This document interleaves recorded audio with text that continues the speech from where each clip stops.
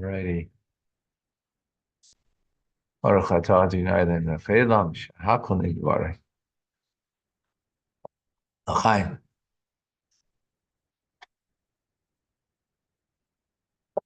Oh,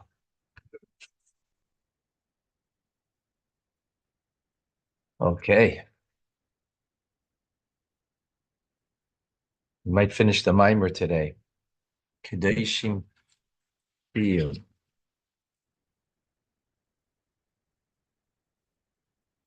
So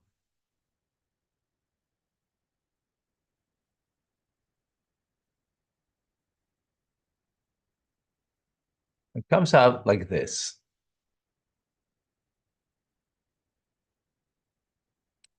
There's two paths, two divine paths, that of the penitent and that of the just. I use the word just as opposed to the word righteous, because they're both paths for us.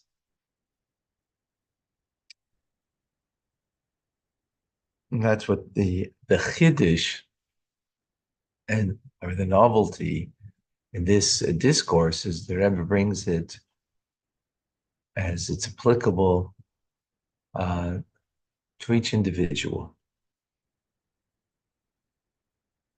Even though when we speak about the righteous, the just seems to be something, not of us, but no, it is. It is a path that we can take. What is the difference between them? So the path of the penitent, the Baal Tshuva, is something beyond this world. And in a way doesn't affect the inner world of the Baal Tshuva. In other words, we might change outward behavior, but inwardly, we haven't changed.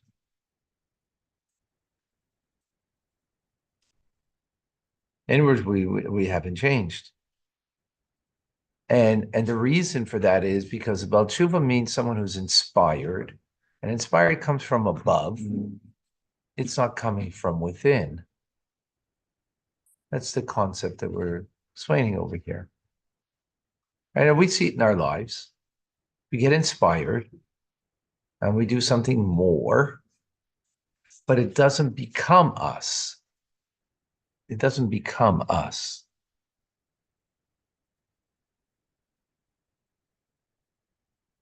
Right? It's sort of beyond us.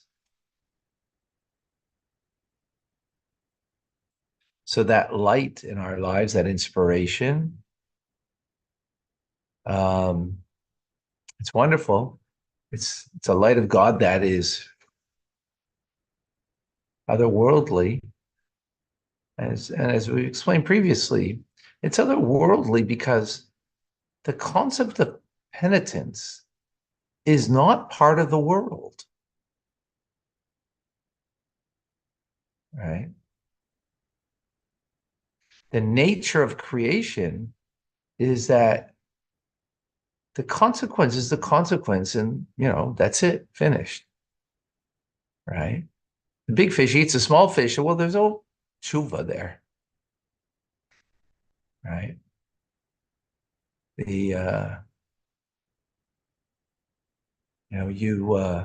God forbid, get in a car accident, you total your car.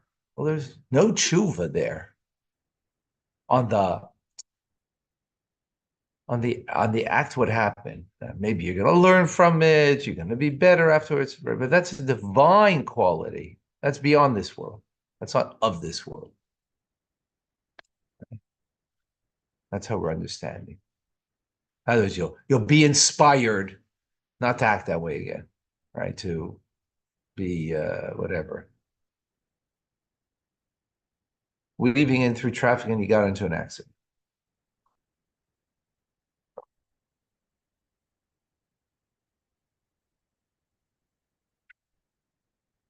Did it change you on the inside? No, because it's something that happened from beyond you that, oh, I got to be more careful.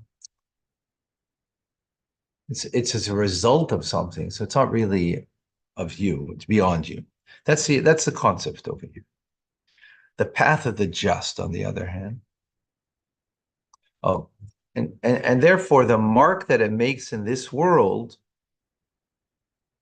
is not it's not of the world, as opposed to the path of the just, right? We're talking, or the righteous, if you will, in their divine service, they bring the revelation of godliness in the reality of the world. Again, tshuva is like beyond this world. So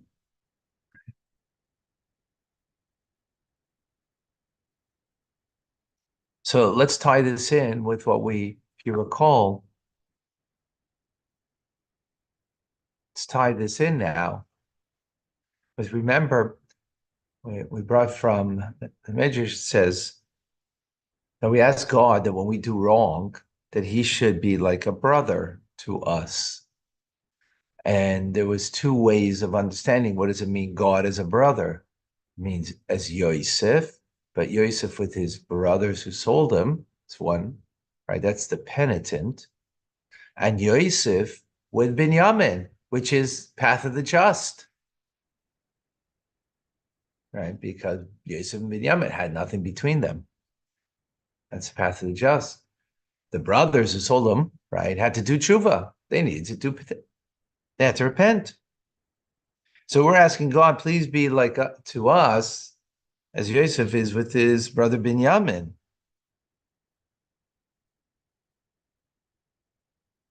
So, and just to put it into context over there, we're asking God that even if we do wrong, right, which means the penitent, here comes the two things coming together, right? Two ideas: path of the just, path of the tshuva, of tshuva.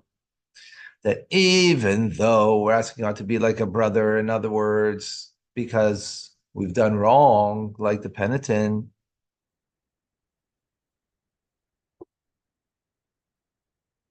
it should be brought down into this world, your brotherhood with us, like that of the path of the just, meaning in a way that it is uh,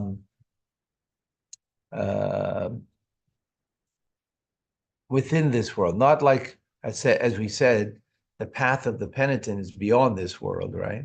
But it should be drawn within the reality of this world.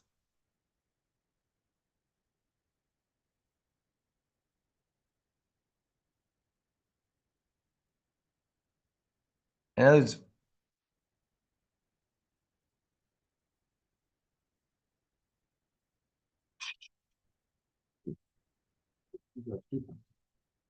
the two coming together. That's the point over here. That's where we're going, where the Rebbe's going with this. And I just want to.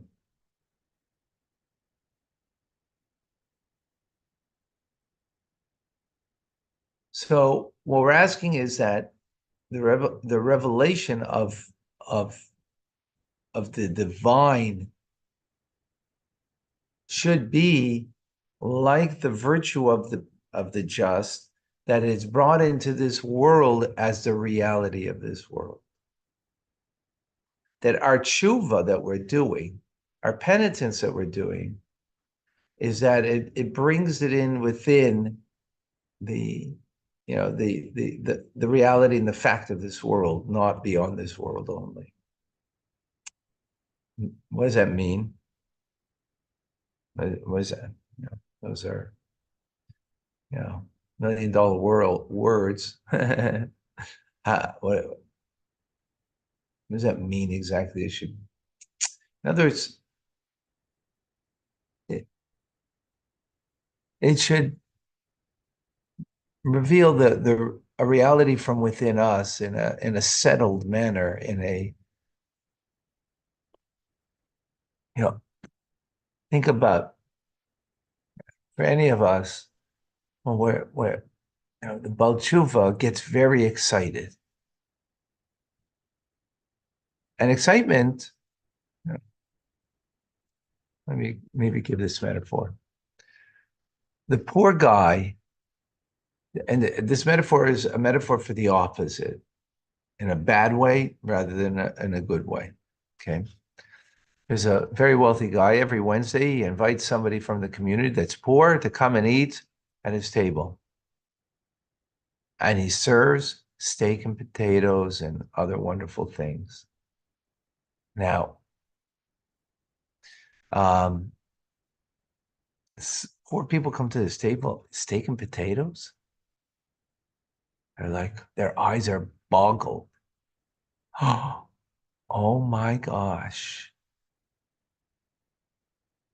Right.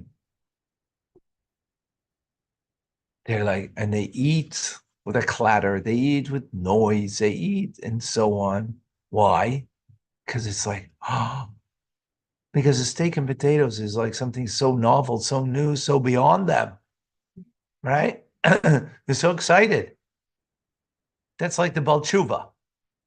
Oh, this is so exciting. Shabbos. Oh, this is so beautiful.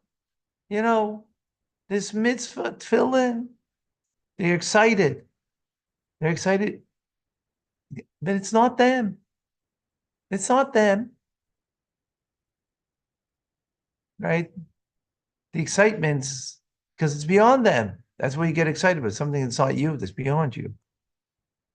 Okay. The the rich guy, steak and potatoes, he eats it with such dignity. You know why? Because he is the steak and potatoes. The poor guy, he's not steak and potatoes. This is not his world. Steak and potatoes. He barely gets a half-cooked, boiled potato for a dinner. Steak? It's not him. It's beyond him. So that's why he's clattering and so excited. It's not him. That's the Baal Tshuva. The mitzvah is not you. That's why you're excited about it, because it's something new to you. It hasn't really been settled within you and a part of you. But the homeowner, the balabas, the wealthy guy who invites, right? It's a metaphor, remember. So take the metaphor of this, right? It's wonderful that he invites poor people to his table. That's not the point over here. The point over here is he eats with such dignity. You know why? Because the steak and potatoes became him. He is a steak and potatoes. Take it away from the poor guy. Well, he never had it, so what does he know from it? Take it away from the wealthy guy. It's like, what do you mean? Wednesday's a steak and potatoes, because he became that steak. It's him. Now that's on the negative side I'm talking about, right? So the just, path of the just, it becomes them, not steak and potatoes, because that's again the negative metaphor, right? It is them, meaning the divine connection. The tefillin is them. Shabbos is them. So what we're asking God is that in our tshuva that we do, it shouldn't be that it's not us, that it's not dwelling within us. It doesn't become our reality.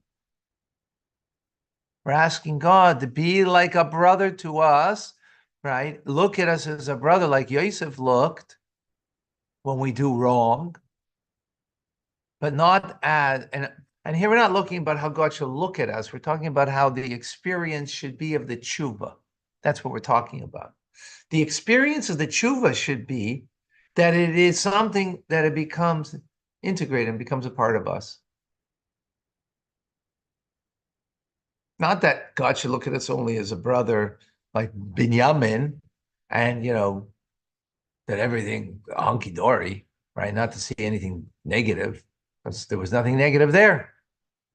That's right, the path of the righteous, of the just. Here we're talking about the experience that we have in the tshuva that we're doing is that the light of God that will infuse us shouldn't be we're like that poor guy who the steak and potatoes is not them. Again, that's in the negative. I brought that as a metaphor, right? I hope you understand the metaphor. But that the experience of the tshuva that we do, right, and is that it's not beyond us and therefore not integrated within us and become a part of our makeup and reality. No, it should become us. So now you have the connection between the two, the Baal Tshuva and the path of the tshuva of the penitent, the path of the just.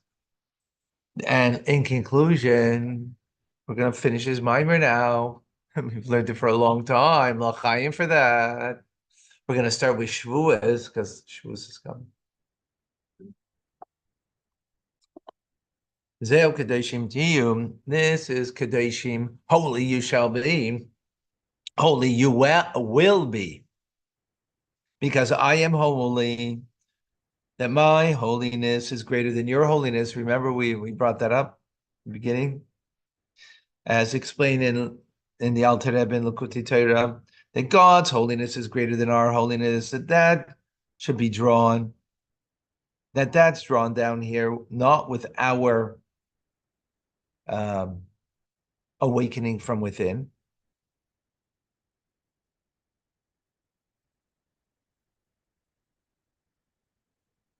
In other words, when you precipitate something, right? When you are engaged and aware and mindful, and it's coming from you, not from something beyond you, so then it can be integrated and become a part of you.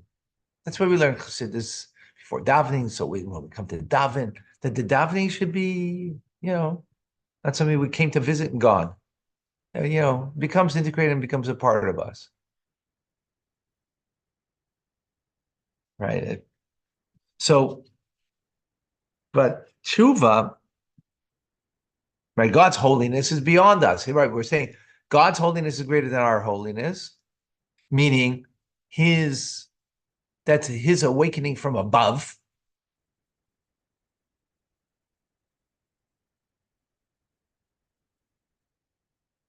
Is, when we do tshuva, it's not because we were mindful. It's because something happened that brought us to do tshuva, right? That car accident. Oh, we got to be careful now. Someone got ill, right? That's all an awakening from above. That's not from within. That's why it brings us to being usually beyond us. And that's why it doesn't internalize, become us. Because it didn't start with us.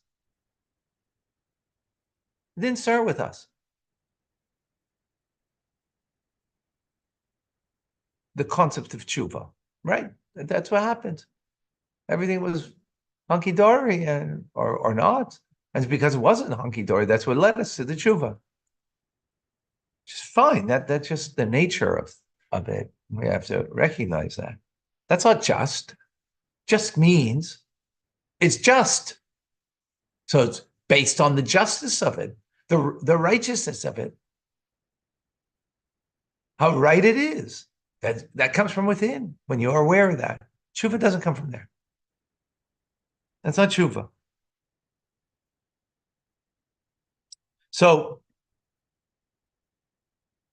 again, it's because but you have to be open to when something happens, that has to bring me to tshuva. That means I'm not me, so I can hear the message that something's beyond me.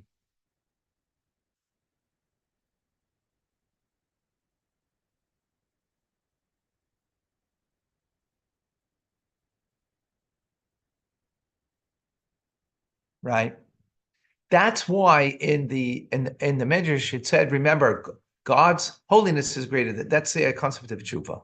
But before you get there, we say God's greatness is greater than our greatness, right? Gedulah si, which was the path of the just, if you remember. So we actually, it's interesting, we preface the path of the just before the righteous, which seemingly would be the other way around. First, you're going to be righteous, you're going to be do tshuva, then you can become to the path of the just to integrate it. Why is that? It is because